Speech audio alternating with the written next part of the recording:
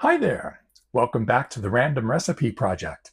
Today we've been tasked with making a delicious Korean-style spicy braised tofu, or Dubu Jorim, from Kenji Lopez-Alt's amazing book, The Wok.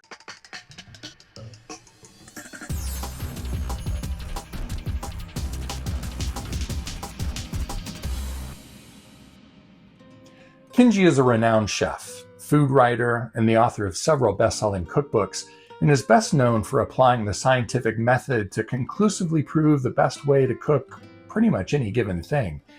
His book, The Food Lab, is a must-read for anyone interested in the science of cooking. The Wok is his latest opus, focusing on techniques and recipes for wok cooking. Both books won James Beard Awards, which is an amazing feat by itself. You can find him many places online, but my favorite place is here on YouTube, where he is very active and demonstrates recipes and techniques in a casual yet meticulous style, often recording via a GoPro strapped to his forehead. Today's recipe is quick and easy, but he still manages to slip in some tricks to make things even better. Let's get started. We only need a few ingredients, so let's run through each one. For the tofu, we'll need 2 tablespoons peanut or other neutral oil, and 1 12-ounce block of firm tofu. For the sauce, we'll need 1/4 cup water, 2 teaspoons sugar, 2 tablespoons minced garlic, which is about 2 medium cloves, or in my case, a whole handful of tiny ones, 2 teaspoons of roasted sesame oil, 1 scallion, thinly sliced, 1 tablespoon Korean chili flakes, or gochugaru. You can use more or less. You can even substitute. In my case, I put in Thai chili flakes. I thought it was the same thing. It turns out it's much, much hotter. A big pinch of toasted sesame seeds, and I may have overdone it a bit here. And finally, 3 tablespoons of light soy sauce. Light soy sauce is just your ordinary everyday soy sauce that you can get in pretty much any store. It doesn't mean the low sodium soy sauce. It's just your regular. I didn't know that going in. I thought it was a specialty soy sauce. Light soy sauce is thinner and saltier than dark soy sauce, and that you usually have to go to a specialty store to find. It's mainly used for seasoning and marinating rather than adding color. Dark soy sauce, on the other hand, is thicker, darker, of course, and often less salty, primarily used to add a rich color to dishes. The first thing we need to do is make the sauce. I've thinly sliced the green onion and minced the garlic, and we're just going to mix everything together. That's it. There's no cooking or anything at this stage. The most important thing is to let the sugar dissolve. So I'm going to put in the water and the sugar.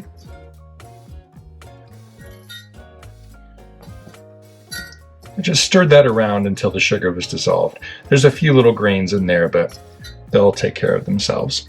And everything else we'll just pour right in. We've got our green onion, our soy sauce, sesame oil, minced garlic, sesame seeds, and chili flakes. And we'll just stir that to combine. Here we go. That's it. We'll come back to that later. And now for the tofu. I have 12 ounces of tofu. His recipe called for 12, the block was 14, so I shaved 2 ounces off. Then sliced it into half-inch slices. He didn't say to press the tofu or to dry it or any of that, but he did have this interesting technique. We've got a full kettle of boiling water, and he wants us to have the tofu in a single layer in a colander and slowly pour the boiling water over the surface of the tofu.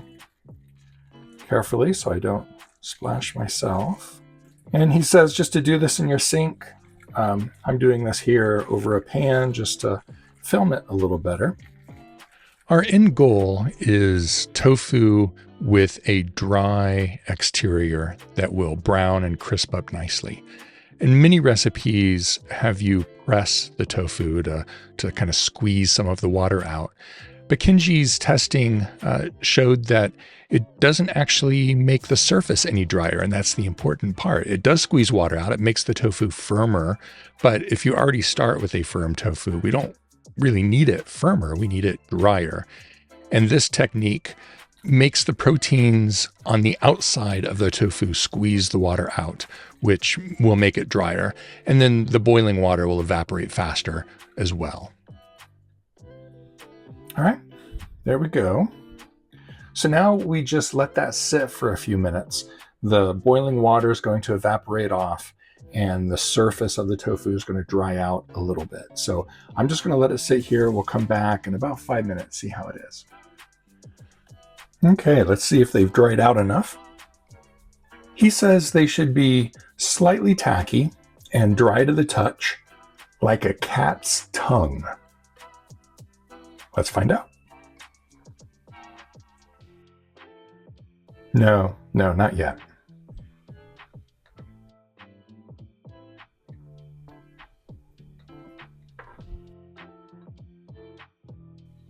Now they're ready. Let's get out the wok. So here's my old cheap wok. Served me well for many years. Y'all last saw it in the stir-fried shrimp video. And we need to put it on high heat. Let it heat up until it just starts to lightly smoke, he says. It's getting pretty hot. I can just start to see little bits of the seasoning on there start to smoke. So now we turn the heat down to medium. Pour in our oil and swirl it around to coat. Then we put in our tofu carefully.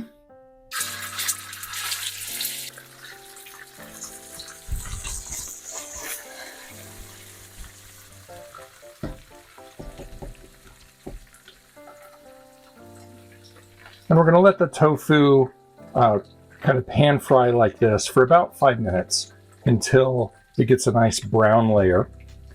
And we want to swirl the wok every so often to kind of move them around. They may stick depending on your wok, and if that's the case, he says just let them sit. They'll release themselves after a couple of minutes, or you can use a thin metal spatula to gently knock them off the side of the wok.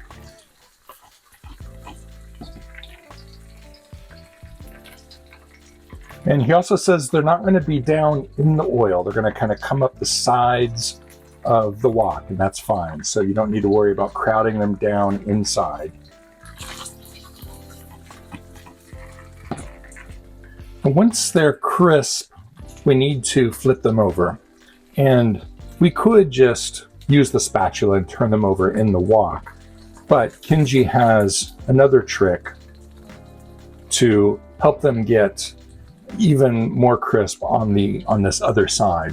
And that is, he wants us to slip them onto a plate and then heat the oil back up and then put the tofu back in. That way the oil is hot and the top side of the tofu can hit that hot oil and immediately start crisping up.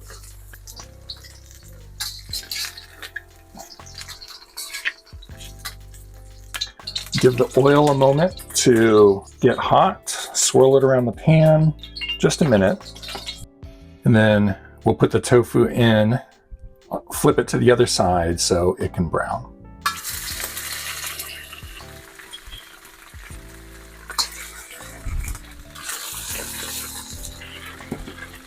And just like before, 5 minutes or so until it's crispy on the bottom. Swirl it around so it doesn't stick. Or if it does stick, just let it sit there for a couple of minutes and use the spatula to knock it off.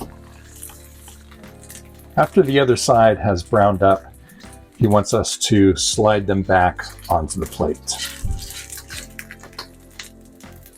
And here, there's a problem with the recipe. And it just goes to show that even James Beard award-winning cookbooks can have some editing mistakes. So we took the tofu out of the wok and put it onto the plate. The very next step has it already in the wok with the sauce. I watched some other people make a similar recipe, and they always discard the oil that's in the wok. And I think there should have been a step in there that tells us to do that. I saw one Korean lady use a paper towel to just sort of daub it out. My fingers are not that strong. I'm not going to do that. So I'm going to come over to this sink here next to me, and I've got a little receptacle. I'm going to pour the hot oil in, and then we're going to reduce the heat down to about a medium low and put the sauce in and then the tofu back in. So I think that's the missing process in the recipe. I think that's better. The oil that was in there was, of course, super hot. Its flavors will have gotten very strong. I don't think we want that in our final dish. Now we've got our sauce. It's just been sitting here. Give it another stir and I'll pour that in. Smells awesome. And then slide our tofu back in. And we want to cook this just for a few minutes, depending on the heat of your stove. Be 2 to 5 minutes, so that the sauce thickens, reduces down to kind of a syrup that coats each of the pieces of tofu. And we'll want to gently flip them around, make sure they're all good and coated, and just let them cook around for a couple of minutes here.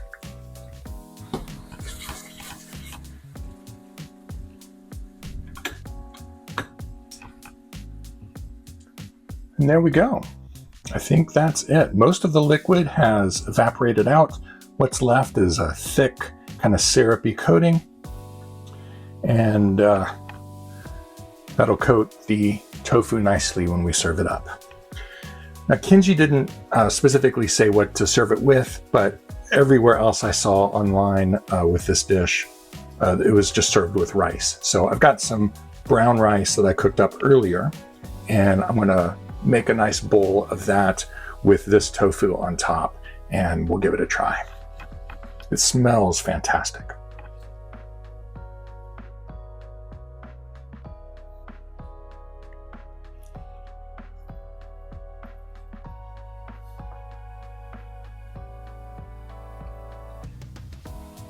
Wow, I've never had this dish before. It's so flavorful. Has just the right amount of spice for me, but you can adjust it to how you like by adding more or less chili flakes. The tofu's absorbed all the delicious flavors from the sauce, making it both savory and slightly sweet. The garlic adds a nice punch, and the sesame oil kind of gives it a wonderful nuttiness. The chili flakes, though, it provides this great level of heat that just builds and builds as you eat it. The green onions adds a fresh, crisp element, balances the dish beautifully. This is really good. Nice and simple, fast. I'm going to make this again for sure. Well, thanks for joining me today on the Random Recipe Project. I hope you enjoyed making this Korean-style spicy braised tofu with me.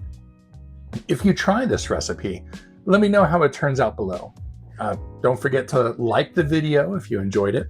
Subscribe to the channel for more exciting recipes from around the world, sometimes other worlds. Until next time, happy cooking.